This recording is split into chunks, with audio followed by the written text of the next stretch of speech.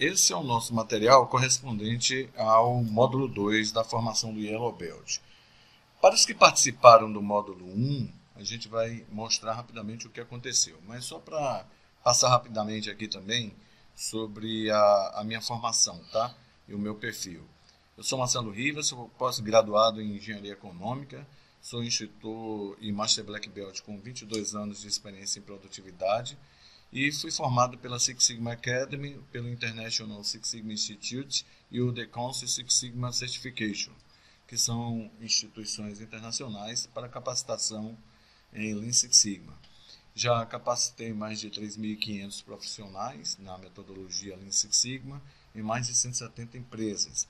Eu também sou Master Lean especialista formado pelo Lean Value Solutions, que é uma empresa também internacional, e sou professor do MBA de Gestão de Projetos e Lean Manufacturing do Senai Cimatec, na Bahia, e pelo IEL, em Vitória do Espírito Santo. Também sou palestrante de diversos congressos, já participei de alguns congressos Six Sigma Brasil, pelo OPEX, Brasil também, pelo Lean Summit, e sou o autor de um blog chamado semviés.com.br. Esse blog ele é bastante interessante, se vocês tiverem a oportunidade de visitá-lo, será muito bem-vindos. E ele trata de diversos temas e assuntos relacionados ao Lean Six Sigma. Então eu recomendo bastante a visita a esse blog aí. Bom, nós vamos falar a respeito da ferramenta de análise do modo de falha e efeito, é o FEMEA. E vamos conhecer algumas métricas do Lean Manufacturing, o Lead Time, Cycle Time, Takt Time e o PCE, que são métricas utilizadas para estudos de tempos e movimentos na operação. Então a gente vai conhecer se os recursos estão bem dimensionados ou não para aquele tipo de operação, para aquele quantitativo de mão de obra que está disponibilizado para ser utilizado. Nós vamos falar também sobre os elementos da melhoria contínua.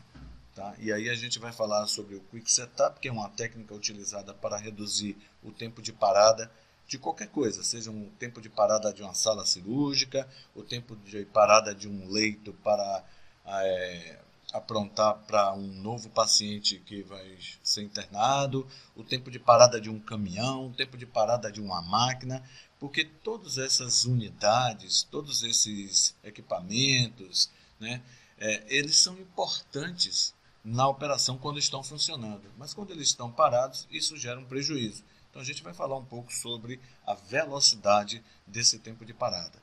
Nós vamos falar também sobre o Just-in-Time.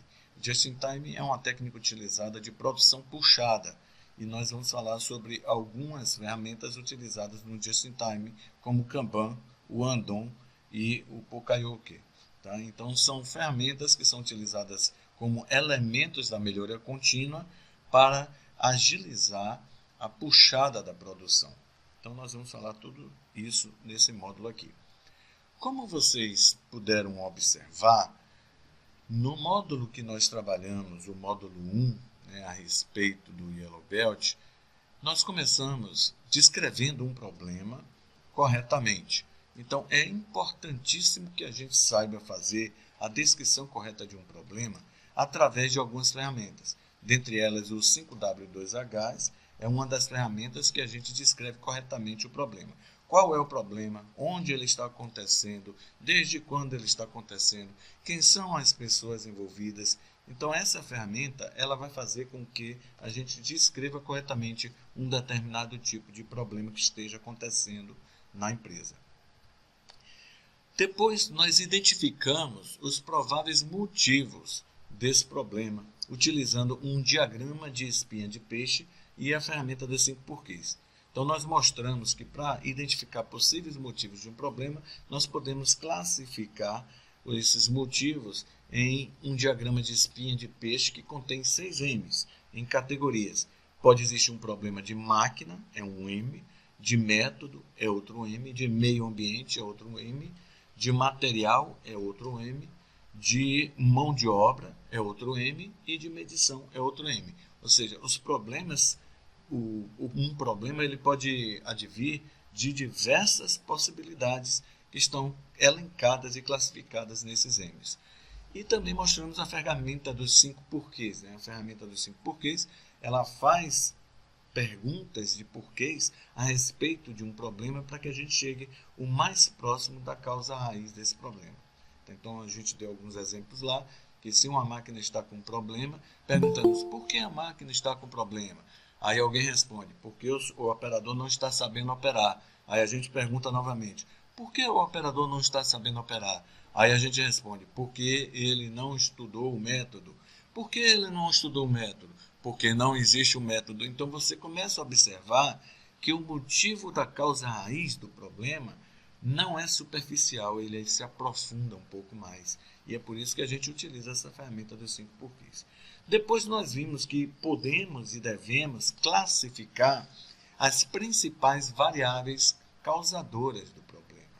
Então, uma vez identificado quais são as variáveis principais, eu preciso utilizar uma matriz de causa e efeito para verificar se cada variável tem um peso representativo na saída do processo. Nós fizemos esse treinamento no Yellow Belt parte 1, eu só estou fazendo uma recapitulação bem rápida a respeito do assunto, e agora nós vamos entrar em uma ferramenta chamada de FMEA, que analisa os motivos de um problema utilizando essa ferramenta. Então é um passo a passo, 1, 2, 3, 4, desde a descrição de um problema até a análise correta desse problema. E o que é o FMEA? Ele vem das iniciais do inglês, do Failure Mode Effect Analysis, que é a análise do modo e efeito da falha. Ele é uma ferramenta utilizada para verificar o grau de severidade, a frequência e a detecção de uma falha. Aí você diz assim, poxa, por que a gente precisa contar quantas vezes a falha ocorre? Qual que é a severidade dessa falha? Porque existem falhas que são clamorosas. Basta acontecer uma vez e ela ser fatal. Por exemplo, uma enfermeira deixar o bebê cair do colo. Isso pode acontecer uma vez em 1 milhão, mas basta o bebê cair do colo da enfermeira e falecer para ser uma fatalidade a ponto de prejudicar totalmente a instituição, a ponto de causar uma mágoa muito grande para a população. Então, a severidade diz respeito ao efeito e o impacto que uma falha traz dentro do processo. Já a frequência é quantas vezes ela vem a ocorrer. Então, se a cada 1 em 1 milhão um bebê cai do colo da enfermeira, a frequência é baixíssima, é quase zero.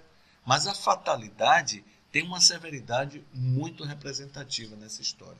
E nós também vamos analisar se existe uma facilidade ou uma dificuldade para detectar essa falha. Então, a detecção de uma falha ela é feita antes de ocorrer. É claro, porque depois que ela ocorre, já é fatal. Então, por exemplo, se eu olho que a enfermeira pegou, enrolou o bebê no lençol, no cobertor, e ela não fechou embaixo, o cobertor por baixo, existe um sério risco do bebê passar direto naquele canudo ali. Então, é uma detecção. Será que é fácil eu detectar isso ou é difícil? Para qualquer pessoa que esteja passando, cuidado que esse bebê pode cair porque você não fechou o canudo, digamos assim. Então, existem possibilidades de você criar mecanismos tipo gestão visual, em que você pode fazer lençóis coloridos, para que o fundo do lençol seja vermelho e todos possam perceber facilmente a detecção de uma falha. Existe. Então, isso é uma melhoria de um processo para gerar uma segurança naquele processo e não ocorrer uma fatalidade. Então, nós precisamos ter esses 3 indicadores que vão ser analisados. Qual que é o efeito que uma falha pode produzir a nível de severidade, qual que é a frequência que ela pode ocorrer e qual que é a detecção, se ela é muito fácil de detectar ou difícil antes que a falha ocorra.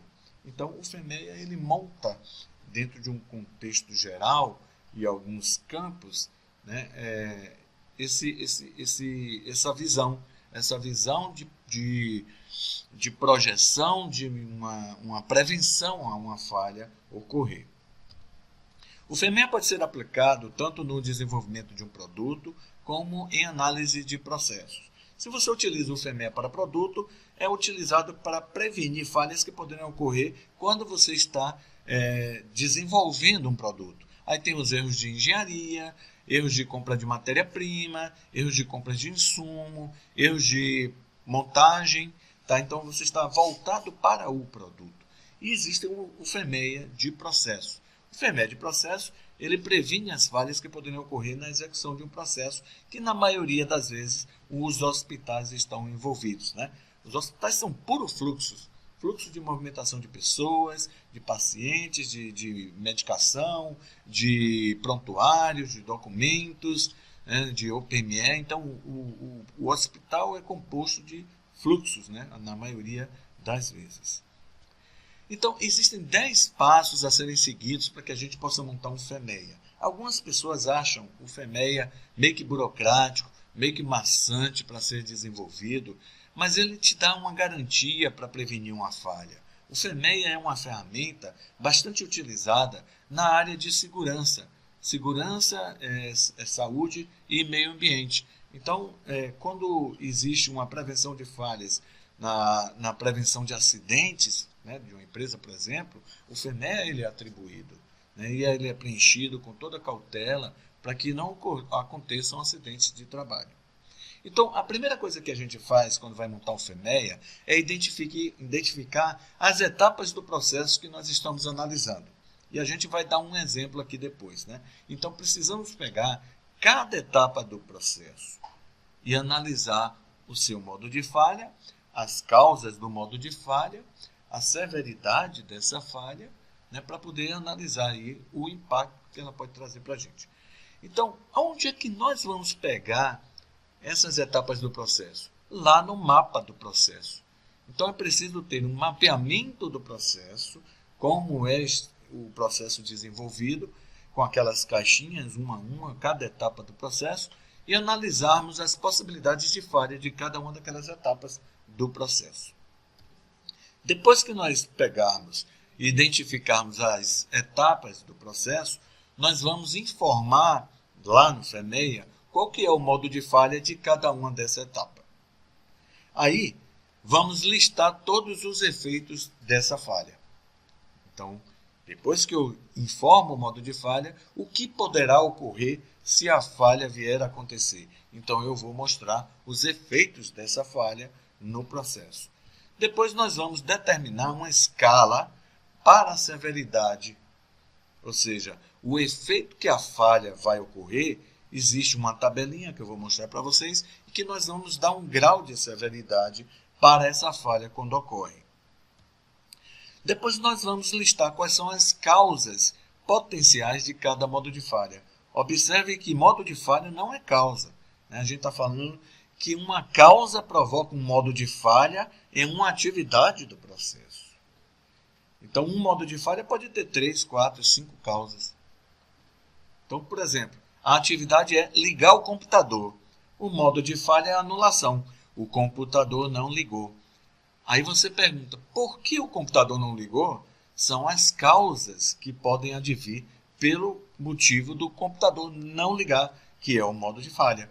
Aí ele pode não ligar porque faltou energia e eu não uso no break, eu uso um desktop, né? Então ele não vai ligar. Eu posso... a causa pode ser o botão do liga e desliga está com problema. Ou seja, diversas causas podem estar associadas em um modo de falha. Então, essas causas vão ser listadas também para cada modo de falha. Depois, eu preciso determinar a escala dessa frequência da falha. Então, eu vou, através de uma outra tabelinha, né, de uma definição dessa ocorrência, atribuir um peso também para a frequência dessa falha. Então, eu tenho uma tabelinha para a severidade, para verificar se o grau de importância da falha que ocorre no processo, e eu tenho uma tabelinha também para a frequência dessa falha. E aí, eu vou listar os controles atuais. Quais são os controles atuais que nós temos para que eu possa detectar uma falha? Na maioria das vezes, os processos não são robustos a nível de controle. E é por isso que nós desenvolvemos projetos para melhorar processos. Por quê? Porque se nós tivéssemos controles robustos, não teríamos falhas, não teríamos defeitos, não teríamos problemas. Então, quando essas falhas ocorrem com maior severidade, maior frequência, significa dizer que o nível de detecção prévia da falha é muito baixo. Então, nós precisamos melhorar esses controles. Só que antes nós precisamos conhecer primeiro quais são os controles atuais. Aí depois, nós determinamos a escala de detecção das falhas pelos controles atuais. Então, aqui também existe uma outra tabelinha, são 3 tabelinhas, a da severidade, a da frequência e a da detecção. Tá? Aí depois nós calculamos um indicador chamado RPN. Ele vem de uma palavra do inglês, Risk Priority Number, ou que em português significa número de prioridade do risco. O Risk Priority Number, ele é o multiplicador dos 3 indicadores que nós acabamos de falar, severidade, frequência e detecção. Ou seja, ao multiplicar o resultado desses 3 indicadores, nós encontramos o RPN. E por último, nós desenvolvemos um plano de ação. Esse plano de ação vai estar baseado naquele RPN maior que nós detectamos durante a análise do FENEA. Porque maior RPN significa dizer que eu tenho processos que têm maior severidade, maior frequência e menor detecção, porque é a escala invertida, né? É mais difícil de medir. Então, eu preciso desenvolver um plano de ação para tudo isso. Aí nós vamos utilizar um exemplo que nós viemos utilizando no Yellow Belt, no módulo 1, que nós estamos falando no Yellow Belt, lá no módulo 1, sobre um processo de perdas de medicamentos fracionados. Então, nós criamos todo um exemplo lá. Se vocês não tiveram acesso ao módulo 1 do Yellow Belt, existe o link da gravação da aula, e vocês vão ver que desde a criação, da descrição do problema, foi baseado nessa perda de medicamentos, tá? Fracionados.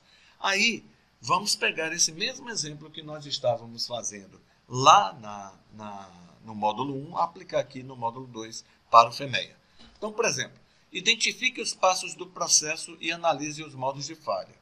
Então, quais são os passos do processo do fracionamento? Nós pegamos aqui um passo curto, só como exemplo. Nós abrimos a embalagem original do medicamento, nós cortamos o medicamento e reembalamos o medicamento fracionado.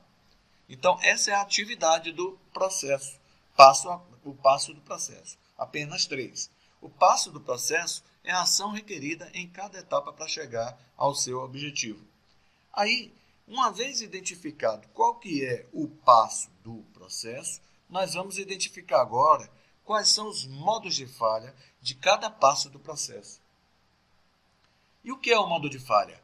Modo de falha são as anulações totais ou parciais da função primária requerida no passo do processo. Então, se eu tenho que abrir a embalagem do medicamento, o que pode ser uma anulação total? A embalagem já veio aberta, eu não abri a embalagem porque ela já veio aberta. Então, é um modo de falha. Tá? Cortar o medicamento. O que foi que aconteceu nessa atividade para gerar um modo de falha? O corte foi feito incorretamente. Ou eu não cortei o medicamento, porque pode ser uma anulação total ou parcial. Então, se é para cortar o medicamento e eu não cortei o medicamento, eu estou anulando totalmente aquela ação, que era cortar o medicamento. Mas eu não cortei o medicamento. Ou ela pode ser parcial. Você cortou o medicamento? Cortei, só que cortou de forma incorreta. Então, houve uma anulação parcial, porque ele saiu incorretamente cortado. Reembalar o medicamento fracionado. Faltou embalagem para reembalar, então não reembalei. Então, o modo de falha, ele anula total ou parcialmente a ação requerida do processo, do passo a passo. Tá? Então, aqui no nosso exemplo foi abrir a embalagem do medicamento, a embalagem já veio aberta, eu não precisei abrir. Cortar o medicamento, o corte foi feito incorreto. Reembalar o medicamento fracionado, eu não reembalei o medicamento fracionado porque faltou embalagem. Aí vamos listar todos os efeitos que esse modo de falha nos produz. O que é que uma embalagem aberta, um fracionamento, um medicamento cortado errado, ou faltar embalagem para reembalar o medicamento pode ocasionar?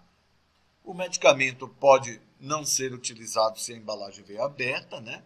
Por quê? Porque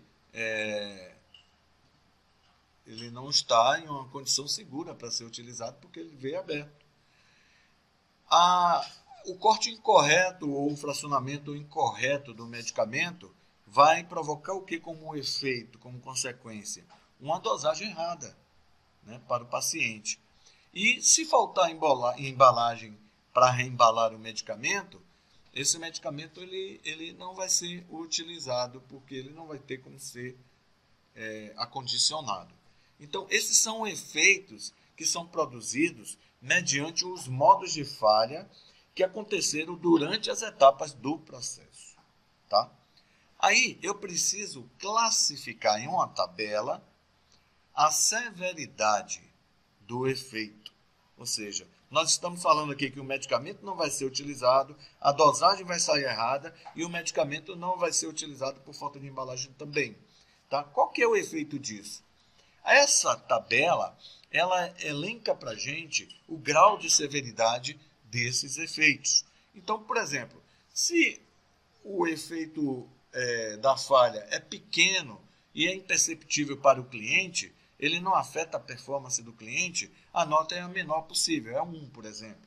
Tá? Aí eu tenho assim, tem efeito pequeno na performance, ou causa pequeno impacto para o cliente, algum incômodo para o cliente, eu posso colocar uma nota de 2 a 3. Afeta o desempenho do processo do cliente, deixando ele insatisfeito. Então, ele pode ser de 4 a 6. Interrompe o processo do cliente, gerando grande descontentamento, de 7 a 8. E afeta, inclusive, o comprometimento da segurança dos recursos do cliente. Então, ele pode parar a produção do cliente e ainda afetar a segurança dos funcionários desse cliente nosso. Tá? Então, tudo aquilo que um efeito pode ser produzido, ele tem um grau de severidade para ser medido. E nós precisamos alocar essas notas baseadas no conhecimento das pessoas que estão na área de trabalho. Então, essa é uma ferramenta que ela é desenvolvida bastante juntamente com pessoas que lidam com o processo constantemente que está sendo analisado. Né? Então, o FEMEA nunca pode ser feito por uma pessoa só, sempre em equipe, por um grupo de pessoas. E esse grupo de pessoas, é correto dizer que precisa ter um conhecimento significativo da área. Aí nós passamos aí para determinar, né, na escala da severidade, os valores. O cliente irá definir uma nota para o grau de severidade, de acordo com o efeito que a falha irá provocar no processo dele. Então, essa nota da severidade, que veio dessa tabelinha aqui que nós falamos, quem dá essa nota é o cliente. Tá? E o cliente ele pode ser interno ou externo. Né? Isso pode ser feito por um paciente, isso pode ser feito por um familiar, mas isso pode ser feito dentro dos processos internos do hospital, porque existe uma relação de cliente e fornecedor interna. Ou seja, a gestão de leito precisa de um leito higienizado. A higienização precisa de insumos para fazer a higienização, né, e material de limpeza e tudo mais, com a qualidade boa, e necessita que suprimentos compre corretamente esses insumos. Então, existe uma relação aí de cliente e fornecedor interno que também pode ser aplicado perfeitamente utilizando o FEMEA. Aí vem a parte em que nós vamos listar as causas potenciais de cada modo de falha. Observe que as causas potenciais são os motivos que podem levar ao acontecimento da falha. Então, eu preciso perguntar o porquê. Para descobrir uma causa, a gente pergunta sempre, por que essa falha poderá acontecer? Aí, observe que uma falha poderá ter mais de uma causa ou um motivo associado a um modo de falha. Então, por exemplo, no nosso exemplo aqui, o primeiro exemplo foi modo de falha, a embalagem veio aberta. Aí você pergunta, por que a embalagem veio aberta? Porque o material, né, aí vem a causa aqui no final, o material que foi comprado é inferior desse fornecedor. Tá? Então, a embalagem viola com facilidade. Mas eu também posso ter uma outra causa associada a embalagem que veio aberta. Um erro no manuseio. Tá? Então, lá internamente, no almoxarifado, por exemplo, na hora de acondicionar as embalagens, houve uma falha no manuseio do processo em que as embalagens foram violadas. Então, eu posso ter mais de uma causa potencial associada a um modo de falha de uma atividade do processo. Tá? Fracionar a medicação incorretamente, né, cortar de forma errada, iria gerar um efeito de dosagem errada, né? Então, a ferramenta de corte, ela pode estar com problema. Por isso, está fazendo com que eu fracione incorretamente a medicação no processo de fracionamento da medicação. Aí eu vou para o terceiro passo aqui. Medicamento não vai ser utilizado porque faltou embalagem. Né? Aí você diz, mas faltou embalagem por quê? Porque houve perdas, houve desvios. Aí eu tenho que analisar os motivos que levaram à falta da embalagem para poder fazer a reembalagem novamente da medicação. Então, essa coluna é trabalhada para identificar as causas potenciais do modo de falha. E para isso a gente tem que fazer a pergunta do porquê. Por que isso está acontecendo? Né? Por que essa falha está ocorrendo? Então, nós determinamos também a escala da frequência, da ocorrência, né, da falha. Então, nós temos aí a escala da severidade, estamos analisando agora a escala da ocorrência das falhas e que também tem notas a serem atribuídas. Então, por exemplo, dificilmente ocorre a causa da falha no cliente. A nota é a menor que tem. A causa da falha ocorre em pequena escala, vai de 2 a 3. A causa da falha ocorre com uma certa frequência, de 4 a 6. A causa da falha é intermitente, de 7 a 8. E a causa da falha ela é constante. Toda vez que você roda o processo, né, que você produz, né, alguma coisa, você gera uma falha. Então, aqui, por exemplo, reembalar um medicamento fracionado, se falta a embalagem por desvio, perda e tudo mais, essa causa, se ela for frequente, constante, ela vai de 9 a 10. Porque está interrompendo um processo. Eu não estou conseguindo executar o processo de reembalagem, por quê? Porque existe uma falha constante nesse processo. Então, essa escala também ela é analisada para ser atribuída dentro da coluna de causas do FEMEA. Então, nós demos aqui um exemplo, por exemplo, causa provável da embalagem vir aberta, material em fornecedor inferior do fornecedor. Então, o motivo aqui da ocorrência, da frequência, é um 3. Por quê?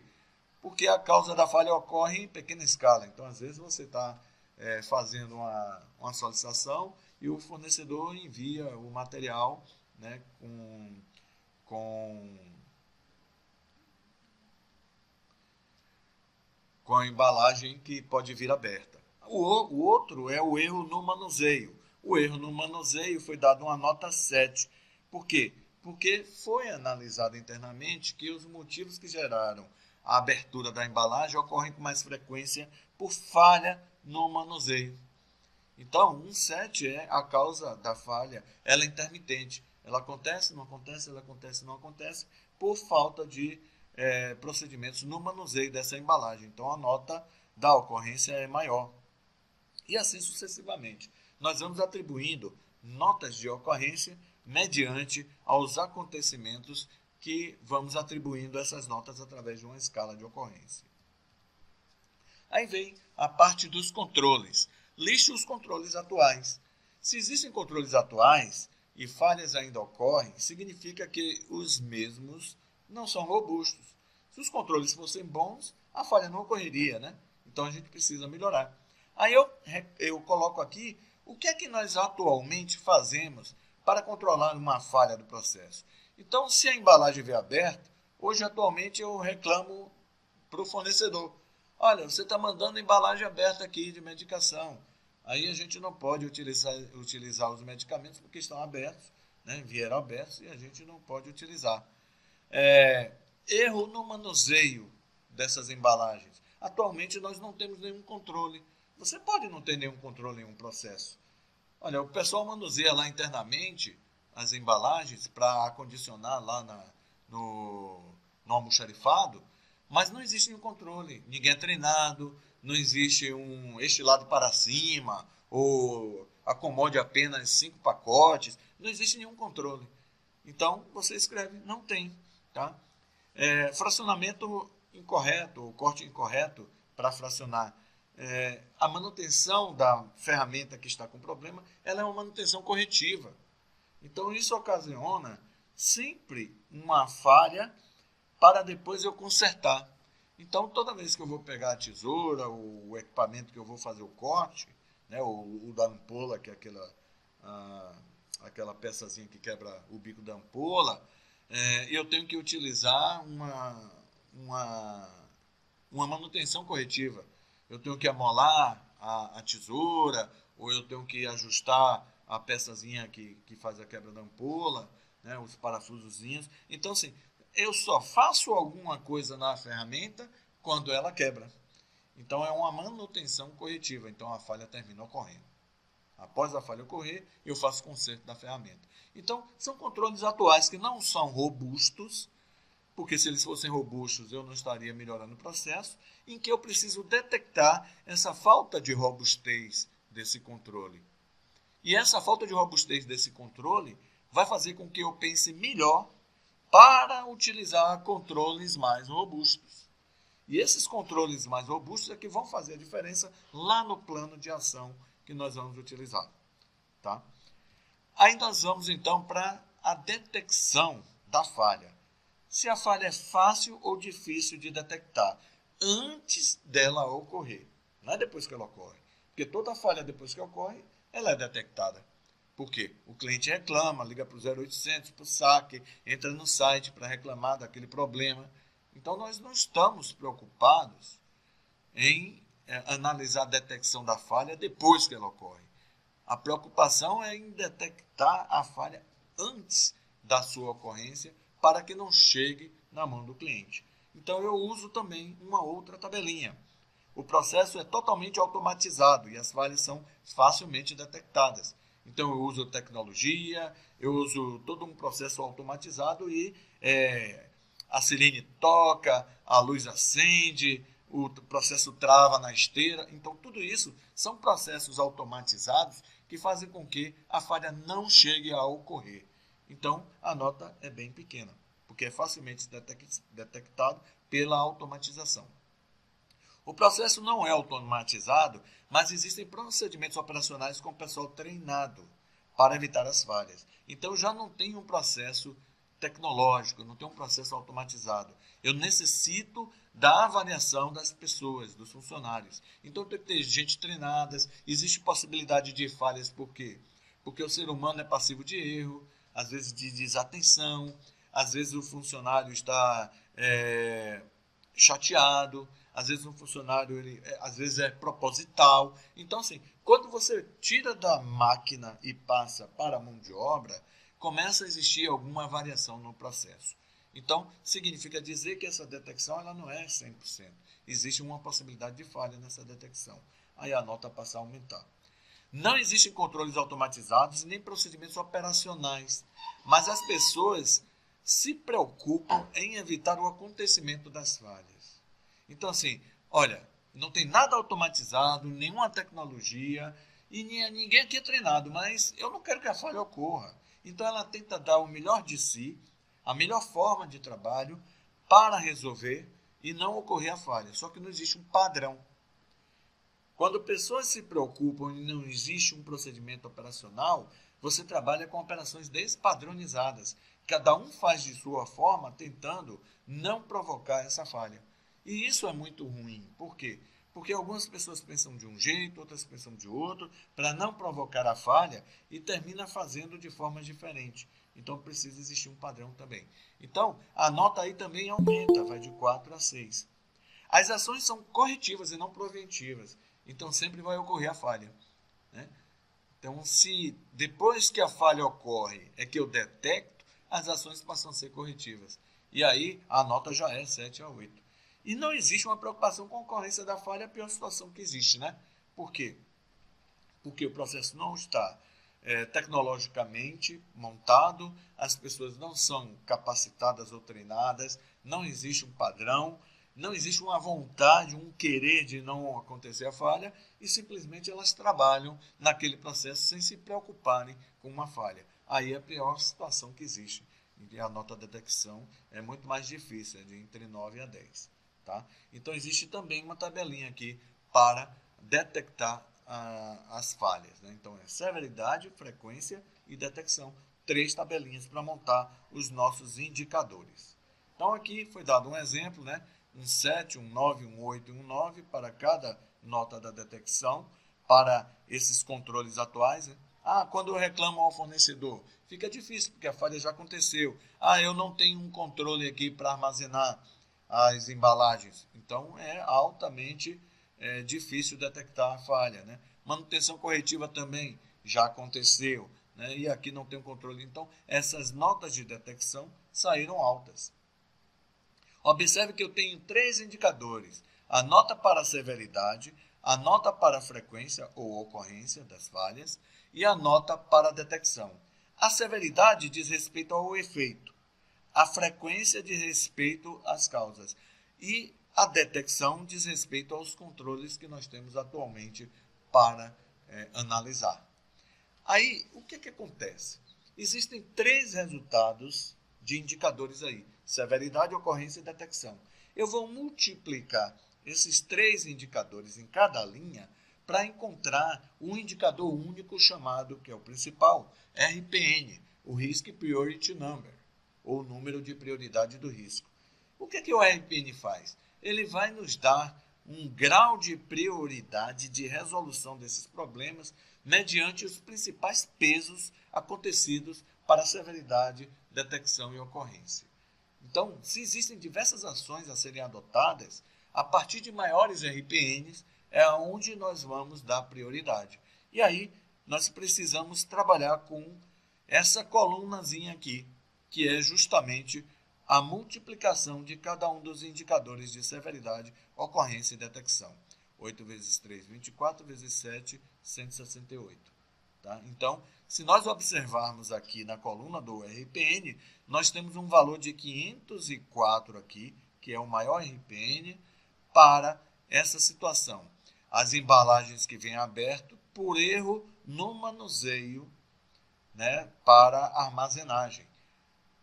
E por que 504? Porque a nota da severidade ela é alta, né? Eu passo a não fazer o corte, né? O fracionamento do medicamento. Existe uma frequência relativamente alta em relação às outras e, consequentemente, eu não tenho nenhum controle no almoxarifado para detectar se as embalagens vieram abertas ou não, ou se é erro de manuseio interno. Então, quando você pega esses 3 indicadores que têm uma relatividade alta, consequentemente, o RPN vai sair alto. Então, ele é um dos pontos de priorização para gerar o plano de ação em primeiro lugar. Tá? Então, é por isso que nós utilizamos o RPN, para priorizar as ações de melhoria. E aí a gente desenvolve um plano de ação, aqui ele está simplista, né? Porque é didático, mas a gente utiliza o Trello, o famoso Trello que a gente trabalha, para definir algumas ações de melhoria, colocar quem é o responsável, seus prazos, né? As pessoas que estão envolvidas, em qual processo, e após a implementação das ações, um novo RPN deve ser calculado novamente, porque a tendência é que, com as melhorias desenvolvidas, a frequência e a detecção diminuam seus indicadores. A severidade nunca vai diminuir o indicador porque ela é dada pelo cliente. E o grau de severidade ele é único, o efeito é único. Mas a frequência da falha e a facilidade para se detectar vai melhorar bastante. E aí, após a implementação das ações, vamos gerar esse novo RPN e significa que as ações adotadas foram efetivas se as notas dos indicadores do RPN caírem. A nota da severidade não irá mudar porque é dada pelo cliente, mas a da ocorrência e detecção tendem a diminuir. Então, essa ferramenta FEMEA ela é importantíssima para utilização dentro dos processos na hora de analisarmos as possíveis falhas que podem acontecer nas etapazinhas lá que estão no mapa do processo, tá bom?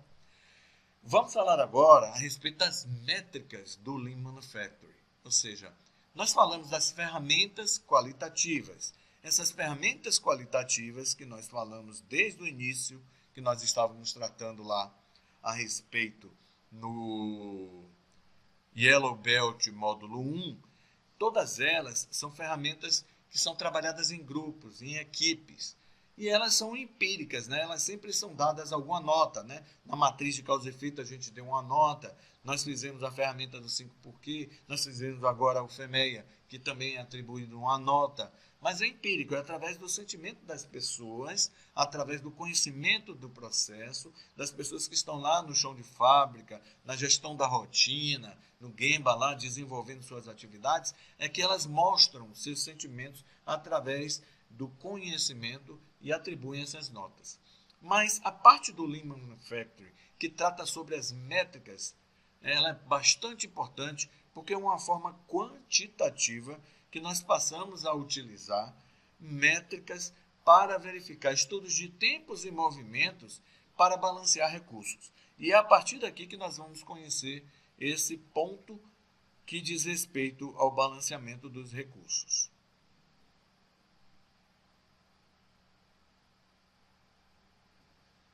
Então vamos lá. A primeira métrica que nós vamos conhecer é o lead time, né? Essas palavras elas vêm do inglês e o conceito todo dela diz respeito a tempos e movimentos em um significado de uma língua estrangeira. Lead time é o tempo necessário para uma unidade, seja produto ou serviço, percorrer todas as etapas de um processo ou um fluxo de valor do início até o fim. Ou seja, o cliente faz um pedido de uma mercadoria e ele recebe essa mercadoria. Qual foi o tempo entre o pedido e o recebimento de uma mercadoria? Então esse é o lead time, é o tempo total. Você entrou na internet, foi comprar uma mercadoria e aí você deu ok lá, processou e gerou um número de pedido ali. Parabéns, você acabou de adquirir sua mercadoria e tal. Anote seu número de pedido aí. Aí gerou um número de pedido, ele manda pelo e-mail, né, que você cadastrou. A partir desse momento, até você receber aquela mercadoria que comprou na internet, você está contando um lead time. Existem diversas etapas de processo que vão ser desenvolvidas, que geram tempos e movimentos e que no final é um tempo total. Esse é o nosso lead time. Em hospital, nós consideramos o lead time o tempo de um paciente, né, porque no hospital nós consideramos a peça que agrega valor é o paciente, porque ele caminha no fluxo. O paciente é a própria mercadoria, né? Ele caminha no fluxo do processo. Então, quando o paciente chega na emergência, ele retira a senha do totem, ele está sentindo alguma dor, existe um processo para esse atendimento. Então, nós estamos considerando aqui o lead time a partir do momento em que o paciente chega na emergência, retira a senha do totem, até a definição da conduta médica, ou seja, o tratamento que foi dado dentro da emergência, ou se ele vai ser encaminhado para a internação hospitalar. Então, todas essas etapas que existem entre ele retirar a senha do totem e a definição de uma conduta médica pode ser considerado um lead time da emergência de um hospital. Então, o que é que vai acontecer? Nós vamos medir cada tempo de cada etapa do processo para montar o nosso tempão, que é o lead time. Então, eu vou dividir em dois tempos. O tempo de execução da tarefa e o tempo de atividades que não agregam valor. Então, por exemplo, o paciente retira a senha do totem e aguarda a chamada da recepção. Ele fica parado ali alguns minutos. Então, nós estamos falando aqui de 16 minutos do paciente aguardando aparecer no painel o número da senha dele para ser chamado pela recepcionista. Aí a recepcionista chama o paciente e pede: a carteirinha do plano e pede a identidade, RG, CPF, né? Os documentos.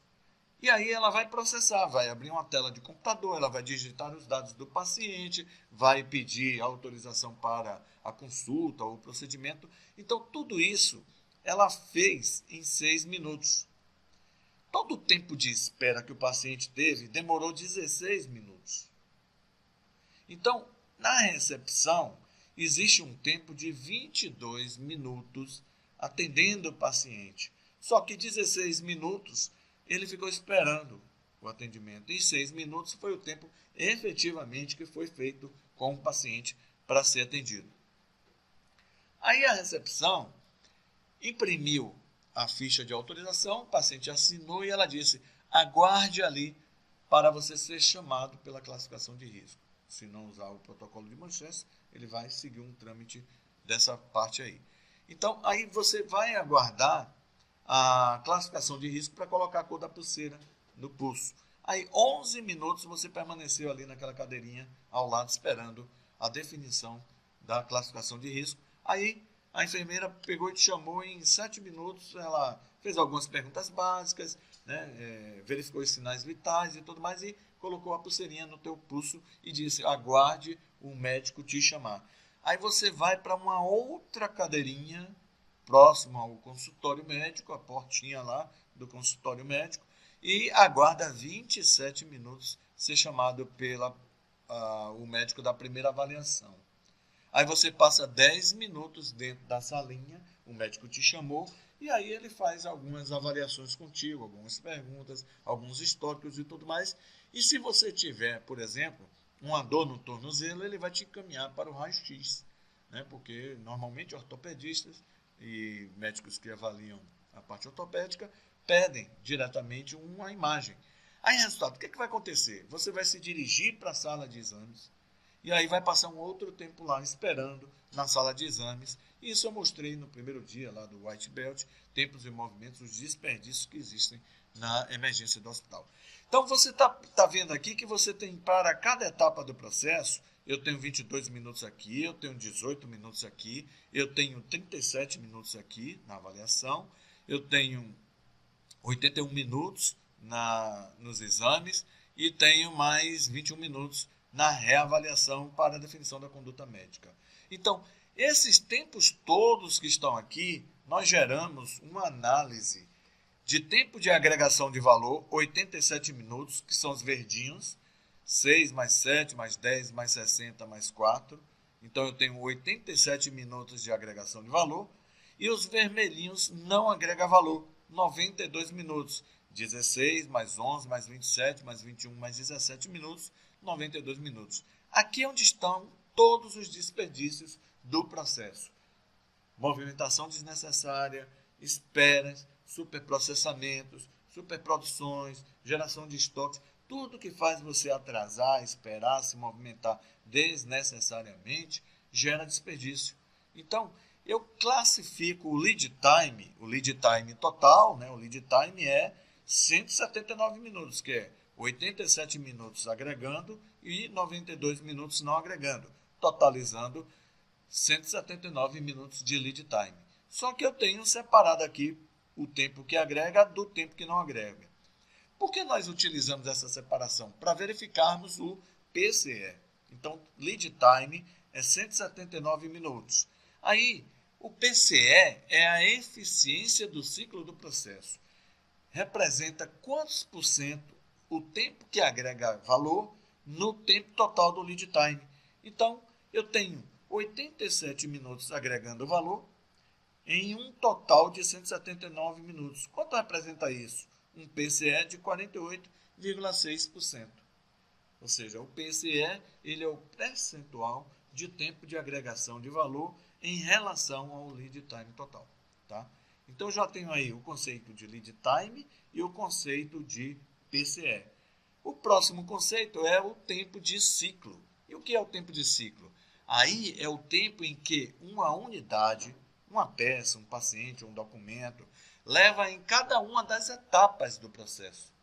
Lembram que para cada uma dessas etapas aqui, a soma total me deu o lead time.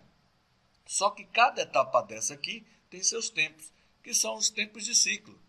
A soma do tempo de ciclo é o lead time do processo.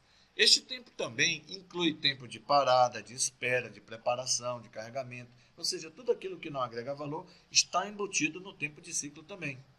Por exemplo, o tempo de ciclo do atendimento pela recepção é de 22 minutos, sendo que 16 minutos foi espera e 6 minutos agregou valor porque foi a recepcionista digitando os dados do paciente, entrando em contato com a operadora para pegar a aprovação, imprimindo a ficha. Então, isso aí agrega valor, tá?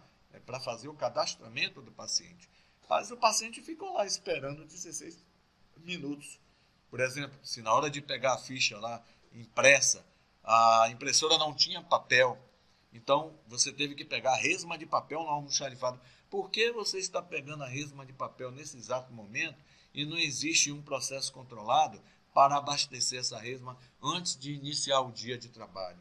Então você vai ter que ir até o almoxarifado ou pedir ao boy, ao mensageiro, para pegar essa resma. Isso vai afetar o tempo de espera do paciente. Então existem tempos que agregam e que não agregam valor no ciclo do processo também. E nós consideramos o tempo de ciclo a soma desses dois tempos, que agrega e não agrega valor. Esse é o tempo de ciclo. Aí, resultado. Existe um outro tempo que ele é medido por projeção. É um tempo projetado. Ele é chamado de takt time. O takt time é a divisão do tempo operacional líquido em um período, deduzindo todo o tempo de parada, descanso, reunião, ajustes. Então, um funcionário, por exemplo, ele trabalha 8 horas por dia, a 60 minutos, dá 480 minutos. Só que existem paradas para uma reunião, para ir no sanitário, para beber uma água, para fazer uma laboral, né? Uma ginástica laboral. Então, se você pegar e somar todos esses tempos que estão parando um processo e deduzir do tempo dele dos 480 minutos, você encontra o quê? O tempo operacional líquido. Esse tempo operacional líquido é o tempo de produção dele, que ele precisa produzir. Então, o que é o takt time? É esse tempo que ele precisa produzir dividido pela demanda de cliente no mesmo período. Então, você descobre que você precisa atender 20 pacientes por dia, que é a tua média de atendimento lá. Então, eu pego 480 minutos, abato os tempos que não agregam valor, deixo somente o tempo operacional líquido e divido por 20 pacientes e vejo quantos minutos eu atendo um paciente. Então, o que é que eu estou fazendo aqui?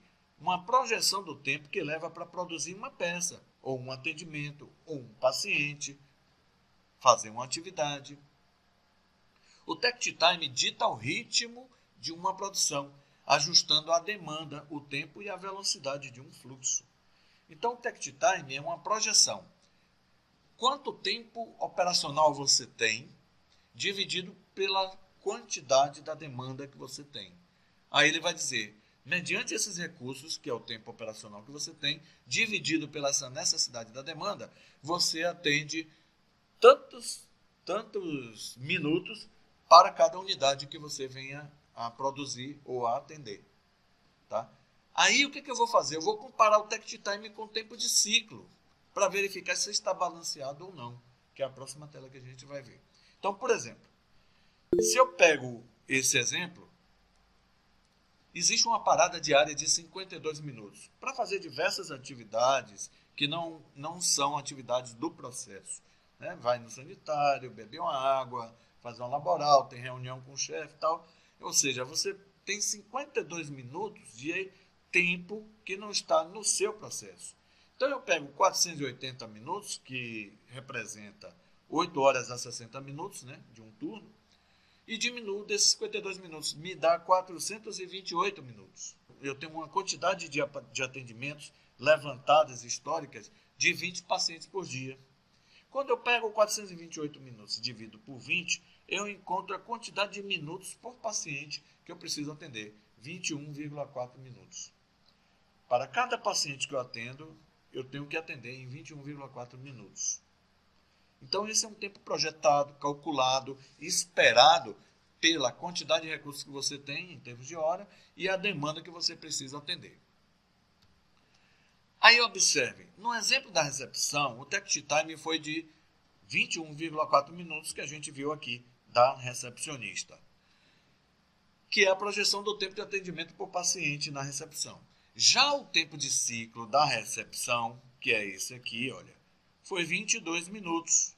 Ou seja, o que é que nós estamos comparando? O tempo de ciclo está maior do que o takt time. Ou seja, o que eu estou fazendo na vida real, na realidade, está me gerando um tempo maior de atendimento do paciente do que o que está projetado para eu atingir como meta. Ou seja, eu estou atendendo o paciente em 22 minutos e o takt time me diz que eu tenho que atender um paciente em 21,4 minutos. Quase meio minuto a mais que eu estou fazendo isso na realidade. Aí, a recepcionista não está conseguindo atender os pacientes dentro do tempo estimado, ou seja, o tempo de ciclo, 22 minutos, está maior do que o tempo projetado do takt time. Quando isso acontece, há uma enorme tendência de acúmulo de atividades e horas extras, muitas vezes demandando realizações de mutirões para reduzir passivos. E isso não é bom para a empresa, né? O que você faria primeiro para resolver esse problema? Contrataria mais recepcionistas ou faria um investimento para ter mais tecnologia? Muitas pessoas pensam, olha, estou precisando de mais mão de obra aqui, porque não está dando conta do trabalho. Ou então eu preciso tocar esses computadores, eu preciso ter computadores mais velozes porque são muito lentos. E aí a gente não percebe que existiam o quê? 16 minutos gerando espera do paciente, que precisa abrir essa caixa preta do avião para identificar os problemas que estão fazendo com que um paciente espere tanto tempo. Porque aí eu nunca alcanço o meu takt time se eu não eliminar esses desperdícios. O que faz o paciente esperar 16 minutos? Se eu elimino esses tempos de espera do paciente e consigo atender pacientes com mais velocidade, né? Eu estou dizendo 6 minutos, que é o tempo que agrega valor, mas você pode botar uma gordurinha aí e dizer assim, olha, eu posso atender em até 10. Mesmo que você atenda em até 10, você está diminuindo 6 minutos. Então a tendência é que você vá ajustar o seu tempo de ciclo dentro e enquadrar dentro do takt time. Aí o que nós estamos vendo? Como podemos melhorar a etapa do atendimento para que o tempo de ciclo possa atingir a meta definida no takt time? E é isso que nós queremos, né? Eliminar os desperdícios para trazer os tempos de ciclo exclusivamente com tempos que agregam valor e encaixar dentro do tempo takt. Esse é o nosso objetivo. Aí o que, é que vai acontecer? Se o tempo de ciclo, que é de 22 minutos, está maior do que o takt time, eu vou pegar o tempo de ciclo, eliminar as atividades que não agregam valor para que o tempo de ciclo fique menor do que o takt time com as melhorias que eu aplicar nesse processo. Então eu vou começar a identificar, olha, toda vez antes de iniciar o dia, verifique se tem resma de papel lá na bandeja da impressora da ficha para o paciente assinar. Primeiro você peça o código de autorização, depois você inclua as informações do paciente no sistema, porque enquanto você está incluindo, você está esperando o código de autorização. Aí você começa a desenvolver melhorias para reduzir o tempo de atendimento da recepção e encaixar esse tempo dentro do takt time. Ao fazer outro comparativo entre o takt time e tempo de ciclo, dessa vez nós iremos analisar a próxima etapa do processo referente à classificação de riscos. Por quê? Porque todo paciente que a recepção atende joga para a classificação de riscos. Aí o que acontece? O tempo da classificação de riscos ele é bem menor. Aí você começa a ver desbalanceamento na linha do processo. A recepção gasta um tempo maior em relação ao takt time, né? A classificação de risco gasta um tempo menor, aí depois vem um médico para atender o paciente, gasta um tempo bem maior em relação à própria recepção até, aí você tem uma linha desbalanceada. Dessa vez iremos analisar então a próxima etapa do processo referente à classificação de riscos, que vai receber a demanda da recepção. Suponha que tenhamos apenas uma enfermeira para fazer a classificação de riscos, né? Para essa função trabalhando no mesmo período de 428 minutos. Ao receber a demanda da recepção de 20 atendimentos de 428 minutos, conforme vimos anteriormente, qual será o takt time dessa etapa? Aí você vai ver que uma enfermeira com 428 minutos atendendo 20 pacientes também vai ter 21,4 minutos por paciente para fazer o quê? Classificação de risco. É muito tempo. Aí o que é que vai acontecer? Eu vou ter aí cerca de 3,4 minutos por paciente multiplicado por 20, quase 68 minutos de sobra. Então eu tenho ociosidade. Ou eu tenho gargalo, ou eu tenho ociosidade. Então a linha ela fica desbalanceada, né? E o ideal é que a gente possa fazer o balanceamento dessa linha. O que fazer com essa disponibilidade de tempo na classificação de riscos? Aí observe.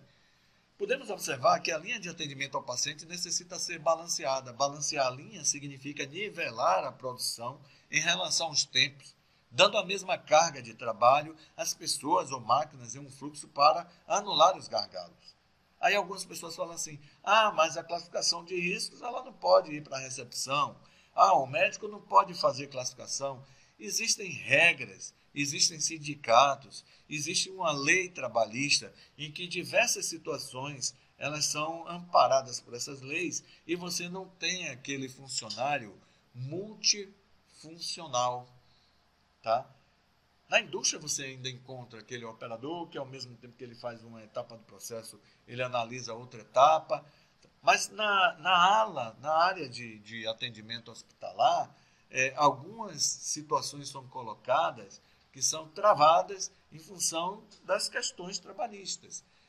Em hospitais verticalizados, por exemplo, que trabalham com plano de saúde, você pode anular, por exemplo, a recepção, porque você pode ter um cartão magnético que você passa na catraca, ele já analisa se você faz parte daquele plano, se está dentro do plano de carência, se não é devedor, se não é isso, se não é aquilo. Então já existe uma autorização automática, por quê? Porque o convênio é o mesmo do atendimento hospitalar. Então, quando você encontra um hospital aberto, que aceita diversos tipos de convênio, não existe uma padronização disso. Cada convênio trabalha de uma forma diferente. Então, hospitais verticalizados tendem a ter um menor tempo de atendimento com a maior flexibilidade para a tecnologia.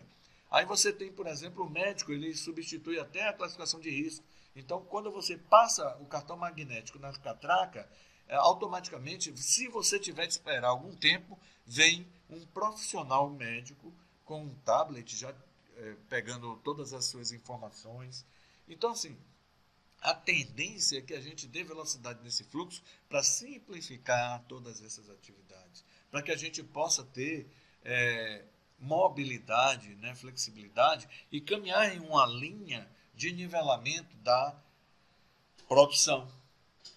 A parte dos exames médicos, por exemplo, quando a gente chega também, ela é crucial, né? Você demora mais um tempo, aí tem mais um tempo de autorização também para os exames médicos, e isso desbalanceia totalmente a linha, né? E é preciso ter tecnologia e avanço, né, nessa parte de mobilidade para que a gente possa, ao máximo, tentar nivelar essa linha de produção. Bom, o tempo nosso ele está muito apertado. Aqui tem um exercício que eu vou deixar como dever de casa para vocês, para calcular o tempo de agregação de valor e não agregação de valor, em relação ao lead time e o PCE, e eu vou dar uma passada aqui por alto, né? Aqui o total desse exercício são 119 minutos agregando, 368 minutos não agregando e 487 minutos aí de lead time. Aí vem os elementos da melhoria contínua. Quando você detecta essas falhas que são medidas, existe um alto tempo de espera, existem movimentações de pessoas para lá e para cá desnecessariamente, você vem com os elementos da melhoria contínua para fazer a aplicabilidade do plano de ação. O primeiro elemento que nós conhecemos é o just in time. Just in time significa produzir a partir de um pedido do cliente e não produzir para estoque. Então, existe uma diferença entre o just-in-time e o just-in-case. O just-in-case ele é um sistema empurrado. Eu produzo para armazenar porque um dia o cliente pode pedir. E isso é prejudicial em uma linha. Eu tenho que produzir apenas aquilo que o cliente puxa, que pede. Então, o just-in-case é um sistema de produção planejado baseado em uma previsão de demanda. Ele é empurrado. Você produz sem analisar se o cliente está pedindo ou não. Onde cada etapa de um processo produz e empurra uma determinada quantidade independente do consumo da etapa seguinte, gerando aí estoques intermediários. Então, se você produz 5 para a próxima etapa de material para processo e processo só absorve 2, eu vou ter um estoque intermediário, né? E aí, consequentemente, processo produz 3, eu vou ter um estoque intermediário de 2 aqui entre processo 1 e processo 2. Se o processo 3 só produz 2, eu vou ter um estoque intermediário de 1 entre o processo 2 e o 3. Então, quando você soma os estoques intermediários, o work in process, que nós chamamos, é de 3 aqui nesse exemplo. Por quê? Porque os processos internos, eles não são lineares. A produção dos processos internos, ela vai variar, né? Um processo puxa mais do que o outro. E aí eu vou gerar estoques intermediários. Se eu faço a partir da puxada do cliente no final da linha, a tendência é que esses processos não tenham estoques intermediários, que é o just-in-time. É um sistema de produção puxado, controlado pelo consumo, realizado no processo seguinte. Por exemplo, o cliente compra um produto acabado, o processo 3 puxa do 2 e o 2 puxa do 1. Então eu sempre vou ter um produto na linha desse fluxo. Aí, para fazer um processo puxado, ou seja, um just-in-time, eu preciso seguir algumas regras.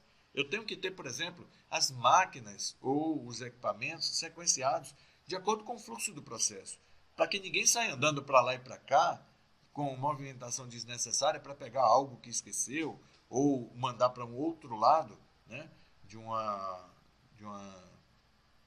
linha de fluxo, porque o layout é inadequado. O fluxo é de uma peça só na linha de produção. Os operadores são multifuncionais, eles dão apoio às outras áreas. Os operadores trabalham em pé para ter uma mobilidade e uma velocidade maior. As operações são ergonomicamente corretas e a produção do ritmo é no tempo TECT, ou seja, o tempo de atendimento planejado, projetado, que nós vimos agora há pouco. As operações padronizadas são definidas e implementadas, e aí a gente utiliza alguns recursos, né? O primeiro recurso é o Kanban. Kanban é um método de sinalização para fazer puxar o fluxo de produção. Então, o Kanban é um método que pode ser eletrônico ou baseado em cartões coloridos, né? Verde, amarelo e vermelho, que vai definir os níveis mínimos de estoque que nós precisamos ter, que nós chamamos de supermercado.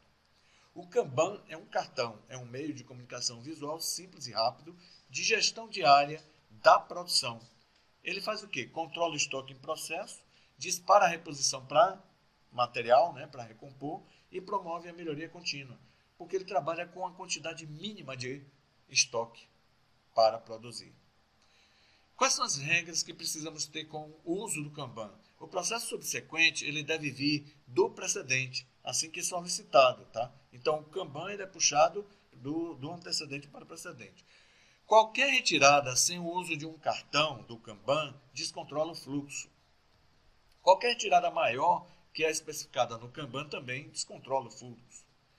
Produto físico transportado deve estar acompanhado desse cartão. Eu não posso pegar e retirar um produto para levar para o supermercado sem um cartão do Kanban.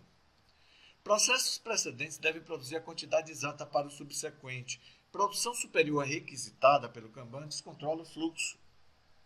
Obedecer à sequência de produção especificada pelo Kanban é necessária. Por quê? Porque senão descontrola o fluxo também. Colocar Kanban no quadro fora da ordem também vai descontrolar o fluxo. Porque a ordem é verde, amarelo e vermelho. Então tem uma quantidade de cartões verdes, aí eu vou consumindo os verdes e entro no amarelo. Eu já tenho que startar um pedido para o almoxarifado para repor o meu estoque mínimo. Porque se eu passar da amarelo para vermelho e não fizer o pedido, vai faltar peça ali naquela prateleira. Então o Kanban ele é feito por ordem, né? Cartões verde, amarelo e vermelho. E eu não posso deixar chegar na faixa vermelha dos cartões, porque em relação ao tempo que eu vou fazer para fazer a reposição, né, eu vou demorar aquele tempo acima e, consequentemente, vai faltar peça. Então, é um estudo da quantidade mínima que eu tenho que ter dentro de um período em que eu vou levar para repor. O Kanban funciona como um equilibrador. Produtos defeituosos não devem ser enviados a processos subsequentes. E aqui tem um exemplo de um Kanban. Por exemplo, se você precisa diariamente de 996 peças e teu lead time é de 28 dias, e você quer atribuir uma margem de segurança no seu estoque de 15%, porque não significa que você precisa trabalhar com o seu supermercado totalmente ajustado, você pode atribuir uma margem, uma gordurinha, né, de peças a mais, ele aqui está atribuindo 15%, e a quantidade de peças dentro de um recipiente, né, de um kit, por exemplo, são 79 peças, eu tenho uma fórmula. O número de cartões do Kanban será da seguinte maneira. Pegue a demanda diária, 996 peças, e multiplique pelo tempo total de reposição, que é 28 dias. Depois, multiplique esse resultado por 15%, né, que é a margem que você quer ter a mais no estoque, né? E divida pela quantidade de peças que vai ter dentro do kit, que são 79 peças. Então, eu tenho um kit, por exemplo, kit cirúrgico. Eu tenho diversos itens, né, dentro de um kit cirúrgico. Então, o kit é um só, mas eu tenho uma quantidade de itens dentro do kit. Então, suponha que aqui sejam 79 itens dentro do kit. Aí, encontramos o seguinte resultado, 996 é a demanda diária, vezes 28, que é o lead time, atribuindo 15% de margem, de gordurinha, dividido por 79, que é a quantidade de peças no recipiente. Encontro uma quantidade de cartões que são 406 cartões a serem aplicados no mês. Dividido por 28 dias, eu vou utilizar 14 cartões diariamente no Kanban. Aí eu tenho que distribuir entre verde, amarelo e vermelho para que os cartões não cheguem na margem vermelha do uso do Kanban. Porque eu vou demorar 28 dias para fazer uma reposição e se eu entrar na faixa vermelha de reposição, eu vou comprometer esse tempo, né, para a chegada das peças de reposição. Então, o Kanban ele é um excelente método para fazer reposição de peças, quantidade mínimas a serem mantidas em estoques. O outro elemento da melhoria contínua é utilizar o layout adequado e ajustado ao teu fluxo. Como que se dá o teu processo? Para você escolher o tipo de layout que você precisa trabalhar. O arranjo físico ou layout de um processo orienta-se pela localização dos recursos, máquinas, equipamentos e mão de obra, dentro de um fluxo a ser melhorado, né, de acordo com a velocidade da linha de produção. Então eu busco o quê? Melhor fluxo da operação, ganho de tempo e maior velocidade na linha, redução de esforços laborais, maior mobilidade, maior produtividade, e aí temos algum tipo de layout para serem identificados. O primeiro é o layout posicional ou estacionário. É aquele layout em que a peça é grande demais e você não tem um fluxo para ela, né? Então você trabalha ao redor da peça. Os recursos que vêm, as máquinas, os equipamentos, os materiais, chegam ao redor daquela peça estacionária. Então, grandes produções de navios, estaleiros, né, peças de peso, né, de grande porte, são trabalhadas como layout estacionário. Equipamentos e máquinas se movem em torno de um produto estacionário. Plataformas, navios, equipamentos de grande porte, né? O produto exige que o processo se dê em um único local onde ele está. O outro layout é o layout por processo ou por fluxo. Equipamentos e recursos são localizados próximos conforme sua utilização. Produtos e pessoas seguem o mesmo roteiro, mas com diferentes necessidades. No hospital, por exemplo, você tem fluxos diferentes. Fluxo de paciente, fluxos de médicos, fluxos de funcionários, de enfermeiros, né, fluxos de terceirizados. Então, são diversos fluxos com interesses diferentes, mas que seguem um processo para ser atingido seus objetivos. O outro layout é o layout celular. Equipamentos e operações são agrupados de forma a garantir que o produto seja todo processado em um espaço único. Ou seja, eu coloco os equipamentos e as máquinas de uma forma em que o operador possa ficar centralizado e ele vá distribuindo o passo a passo do processo ao redor da máquina. Então ele não tem que andar para lá e para cá, né, de uma máquina para outra. Existe uma célula de produção onde ele mesmo faz o giro ali no abastecimento das máquinas.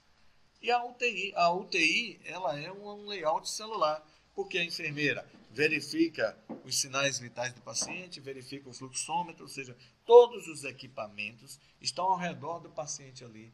Então, ela tem uma célula, que é aquele local, o leito do paciente, é uma célula em que ela faz as análises correspondentes ao condicionamento do paciente. Então, passa a ser uma célula ali, é um layout celular.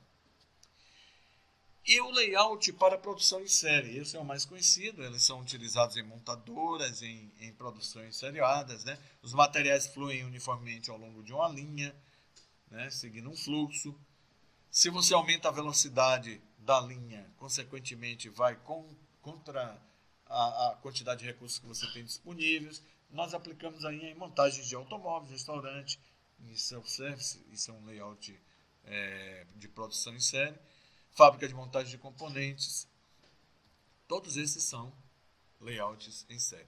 A gestão visual ela é um elemento de melhoria contínua porque ela identifica para você tudo aquilo que você precisa observar de ineficiência sem precisar estar falando, sem utilizar uma linguagem, né, sem escrever nada. É gestão visual.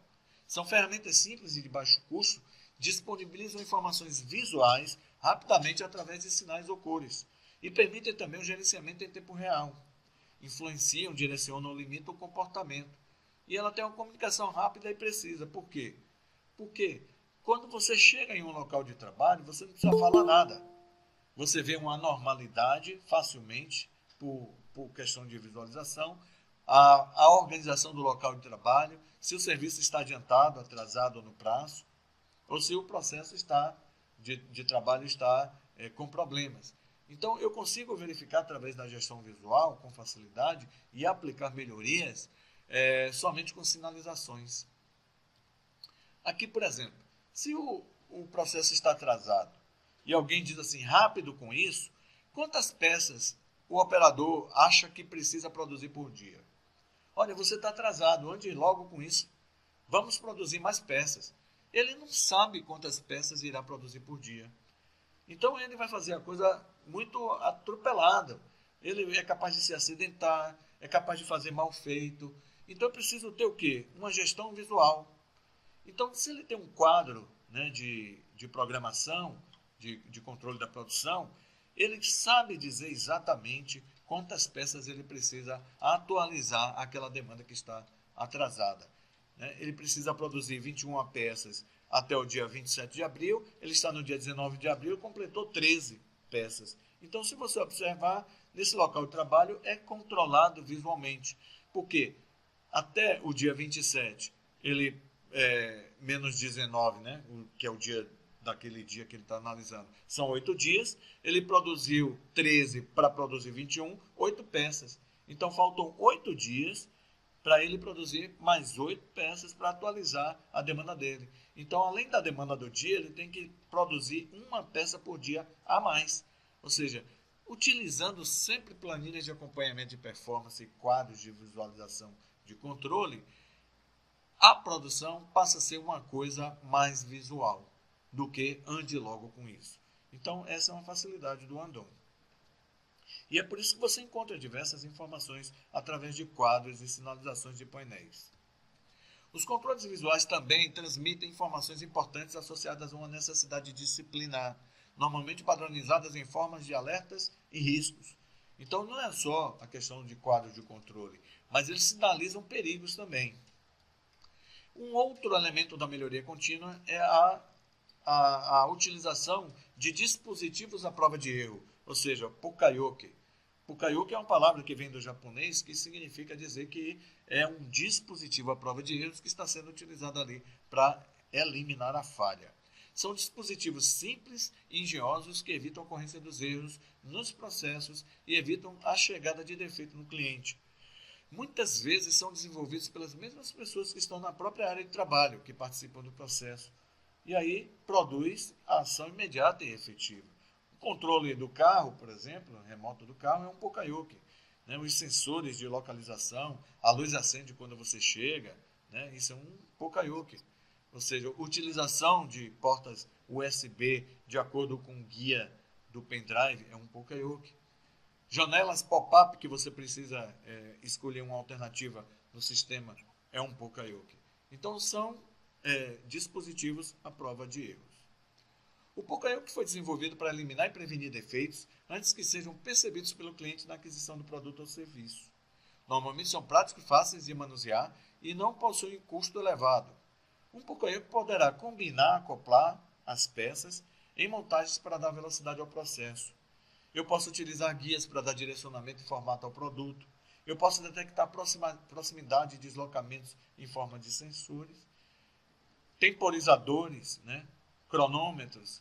Tudo isso são Poka-Yokes. Medidores de temperatura, pressão, fluxo. Qualquer unidade de medida que são utilizados com um instrumento calibrador é um Poka-Yoke. E aí você tem Poka-Yokes que alertam, que controlam e que desligam. Os que alertam, eles são menos robustos porque eles somente sinalizam. Acende uma luz vermelha, toca uma sirene, mas a falha está ocorrendo.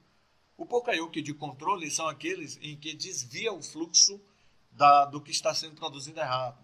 Por exemplo, a pasta de spam de uma janela de e-mail, o e-mail reconhece automaticamente que aquele e-mail é um spam.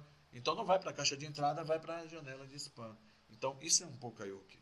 E existem aqueles Poka-Yokes que são forçados, aqueles que desligam, param a produção, para não gerar a falha. Então, esses são os mais robustos, mas ele também pode prejudicar outras áreas por parar numa produção.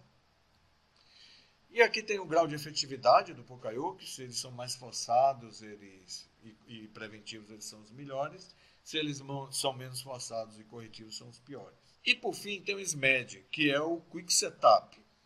O Quick Setup ele é utilizado para a gente dar agilidade na parada, no tempo de parada da produção. Bom, o que é o Quick Setup?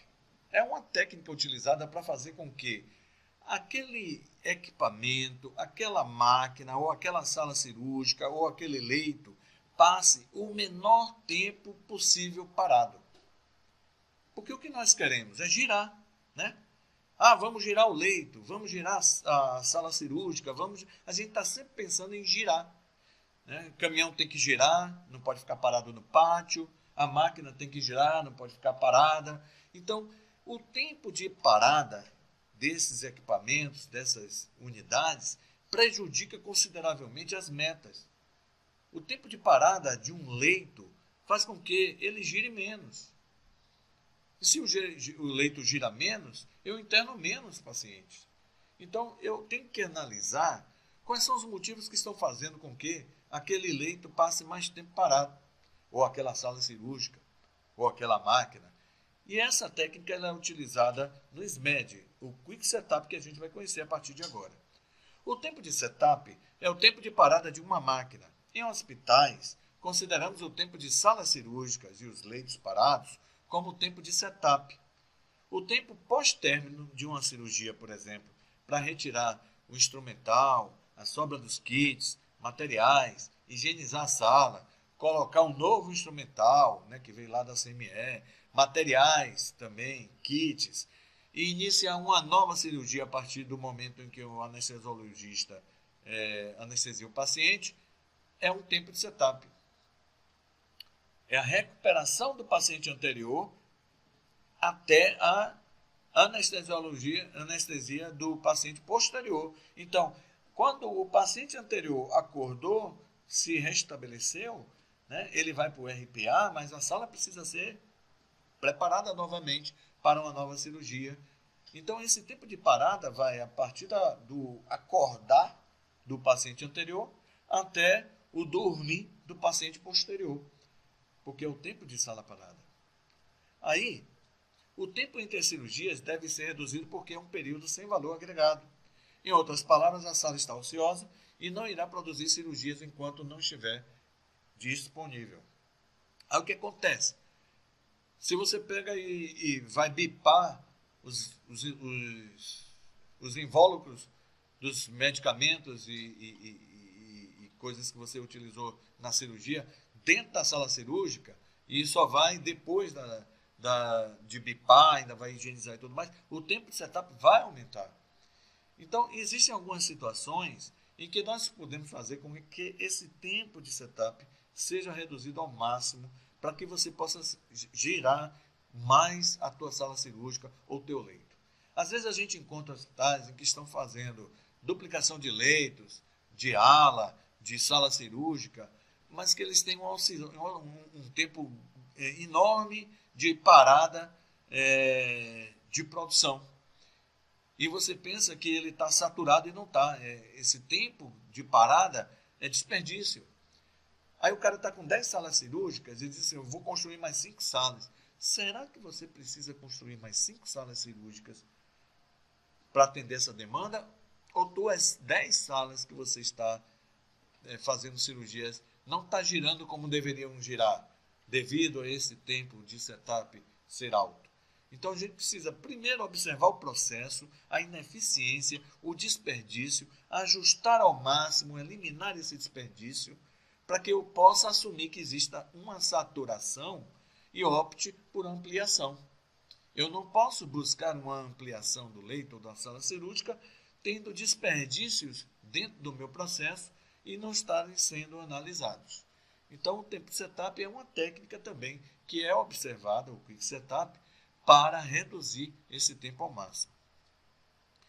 E por que os setups demoram tanto? Porque existem movimentações desnecessárias, porque existem falta de peças, porque existem esperas ou procura de ferramenta. Por exemplo, um leito ele pode ser bloqueado, por exemplo, para fazer um serviço de pintura que deu mofo ou infiltração, e você não comprou a tinta, você não tem uma pessoa que vai pintar, aí você bloqueou o leito. Claro, o leito precisa ser bloqueado, mas todo um planejamento precisa ser feito.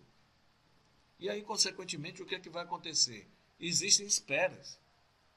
Então, quando o instrumento de ajuste não está calibrado, né, o instrumento de medição não está calibrado, você vai chamar a aferidora, prestadora de serviço, para aferir o teu instrumento com a máquina parada.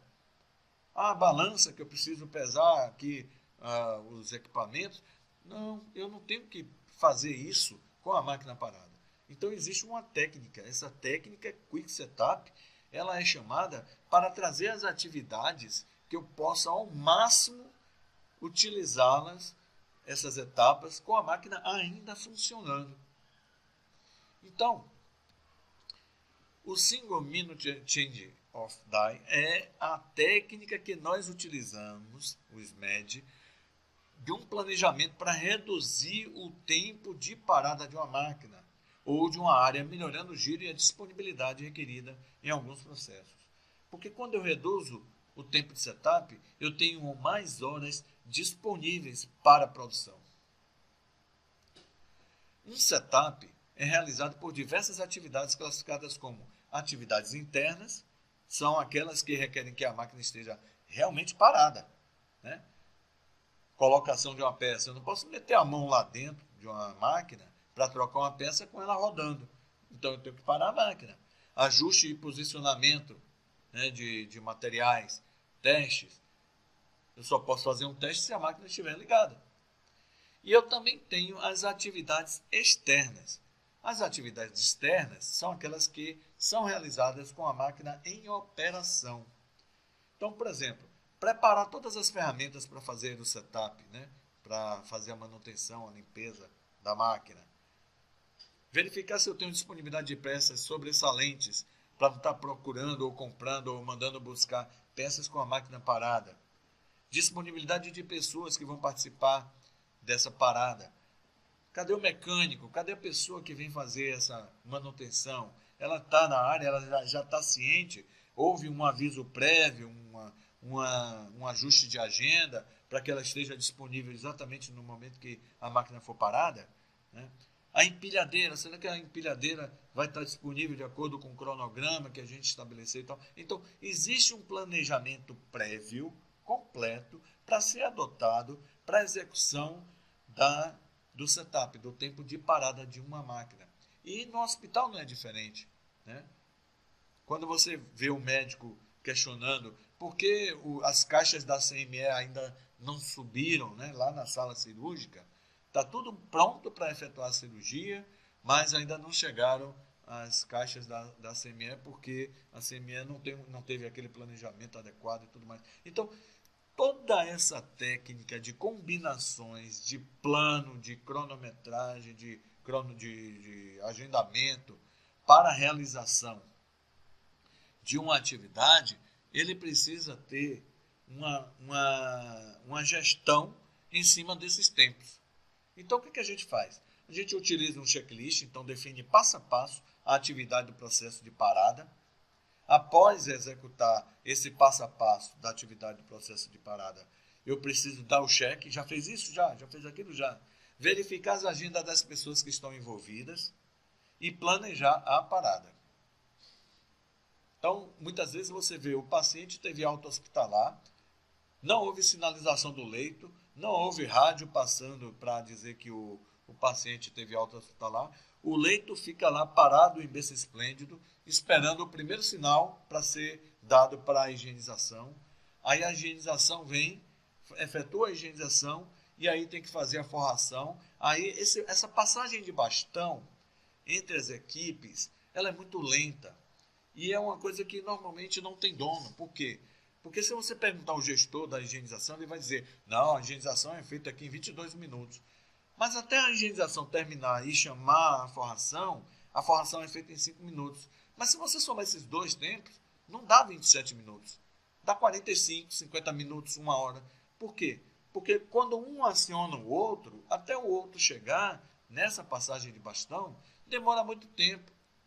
E quando você mede o tempo da tua atividade, você tem um gestor. Mas quando você mede o tempo global das atividades, existem tempos intermediários que não têm donos. E aí o guarda-chuva tem que ser um gestor superior a todos aos setores. Porque essas atividades intermediárias na passagem do bastão, elas devem ser cronometradas e sincronizadas.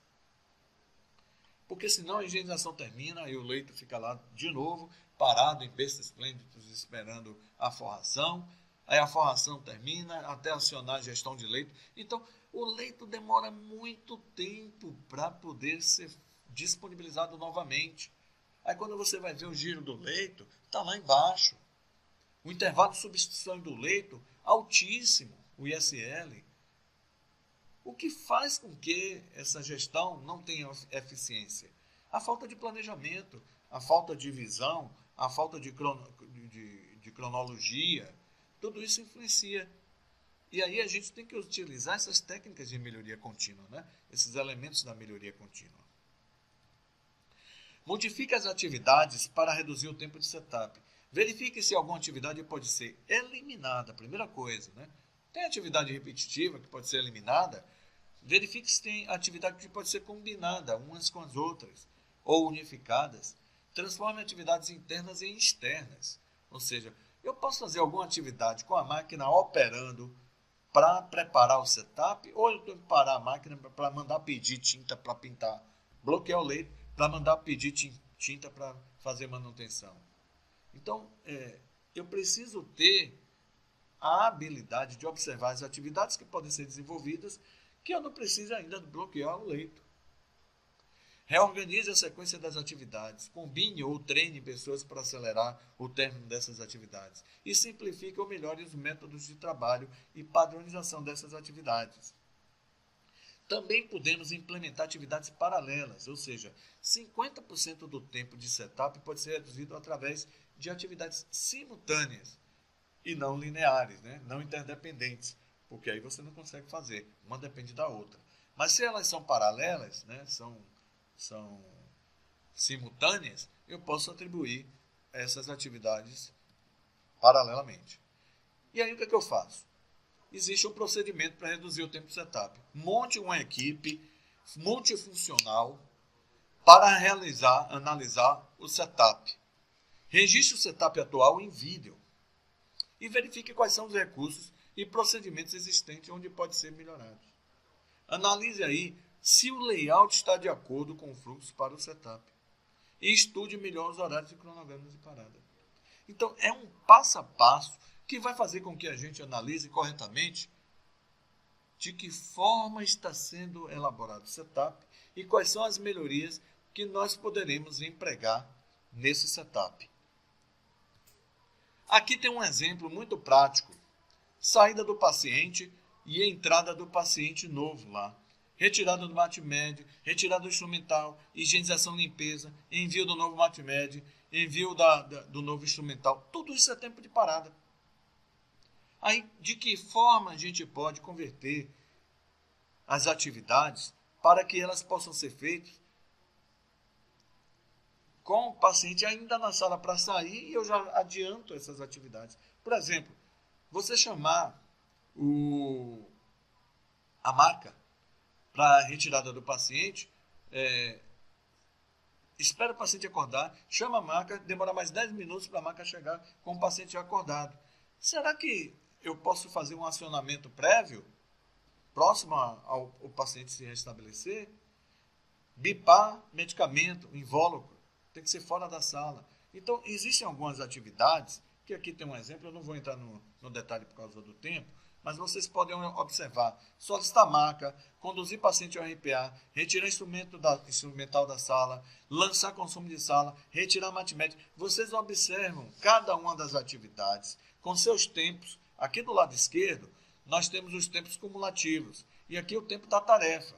Então, 9 com 6, 25, com 7, 32, com 12, 44. Isso aqui foi medido em tempo real em um dos nossos clientes da consultoria.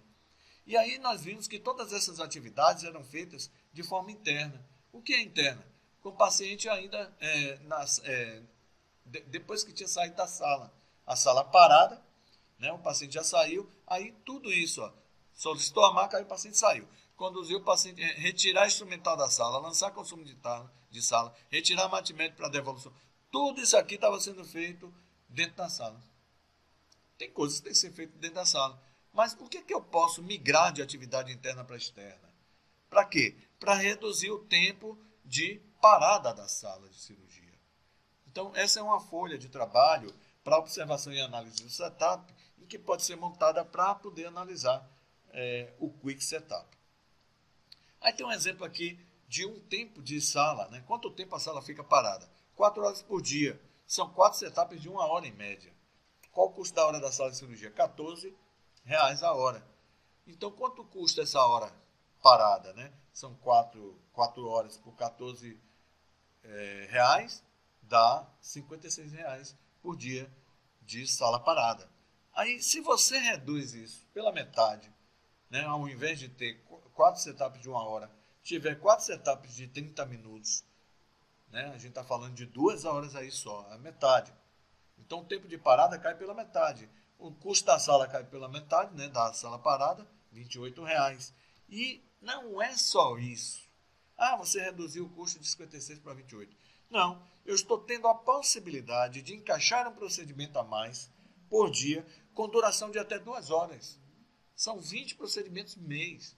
Então, quando você reduz o tempo de setup, além de você reduzir o custo da hora parada, seja da máquina, da sala cirúrgica, do caminhão, você tem a disponibilidade daquele equipamento, né, para fazer mais. E aí você pega aí, por exemplo, uma cirurgia 2 horas, né, uma cirurgia de 2 horas por dia, são 20 procedimentos mês. Qual o ticket médio dessa cirurgia que eu vou colocar para dentro do hospital? Então, eu vou aumentar o giro da sala e, consequentemente, eu vou produzir mais cirurgias. Nós fizemos um trabalho na Beneficência Portuguesa em São Paulo, em que eles estavam bloqueando leitos para fazer manutenção.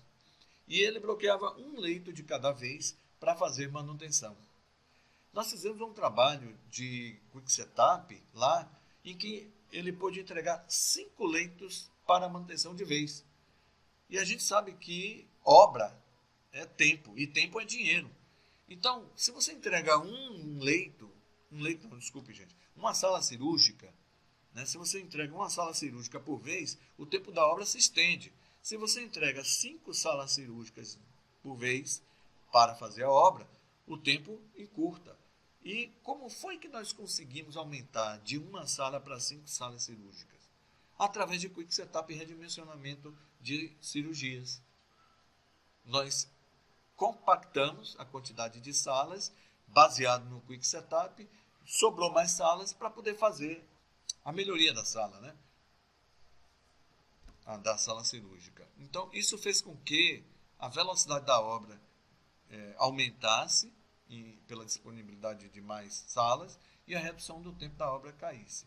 Então, não é a quantidade de horas reduzidas e apenas o custo da hora parada. É a possibilidade de executar mais serviços ali. Então, os elementos da melhoria contínua resumem-se aí como benefícios da melhoria da qualidade, da utilização dos equipamentos, diminuindo os lead times, reduzindo estoques, utilizando recursos com mais eficiência, reduzindo complexidade, dando maior flexibilidade também e desenvolvendo uma melhora na postura da competitividade. E nós terminamos aqui, foi meio que corrido, porque foram 70 slides, né, nesse período. Né, eu gostaria de agradecer aqui a presença de todos vocês e a paciência pelo entendimento. Gostaria de ter feito aqui uma dinâmica, porque o tempo ficou muito curto. A minha agenda também está muito puxada e em junho provavelmente eu também tenha um calendário muito corrido em função das minhas atividades. Mas gostaria de saber se vocês têm alguma pergunta para fazer aí com relação a tudo que foi dito. O material está gravado. Lista de presença foi passada. Beleza? Tudo bem? Ok. Ok, obrigado. Perguntas? Não? Tá bom. Então, o material está gravado e vocês fiquem à vontade aí, tá bom? Obrigado. Tenham todos uma boa noite. Obrigadão, Marcelo. Valeu então, Davi. Boa noite. Boa noite. Obrigada. Tchau, tchau.